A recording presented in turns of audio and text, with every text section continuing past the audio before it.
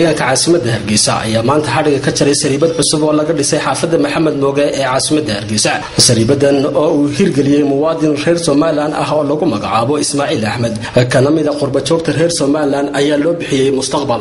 Xaflad loo sameeyay xariga jarida sariibadaasi oo ka dhacday isla sariibadaasi ayaa waxa ka qayb galay xildhibaan Maxamed Cabdiyoon, xildhibaan Khadar Qaylo oo labadooduba ka tirsan mudanayaasha golaha deegaanka caasimada Hargeysa. Muwaadinka sariibadaasi hirgeliyay Ismaaciil Axmed oqaal marti sharaf iyo dadka degan xaafada Maxamed Mooge. xildhibaan Maxamed Cabdiyoon iyo xildhibaan Khadar Qaylo oo halkaasi ka hadlay ayaa si weyn ugu mahadnaqay muwaadinka sariibadaasi hirgeliyay. xildhibaanadani waxa ay sheegeen in muddadii ay xilka hayeen oo aad u koobnayd ay mashaariic badan ka fuliyeen xaafada Maxamed Mooge.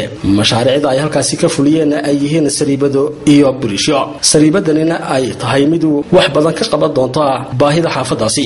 waxa isaguna halkaasi hadal ka jeediyay Caaqil Xasan Ibraahim oo si weyn ugu mahadnaqay muwaadinka hirgeliyay sariibadaasi isagoo geesta kale tilmaamay in loo baahan yahay in muwaadinkaasi uu mudan yahay ku dayasho una soo jeediyay dadka iyagoo lacagta haysa gaar ahaan qurba joogta reer Soomaaliland in ay muwaadinkaasi ku daydaan oo ay ummadda wax u soo qabtaan.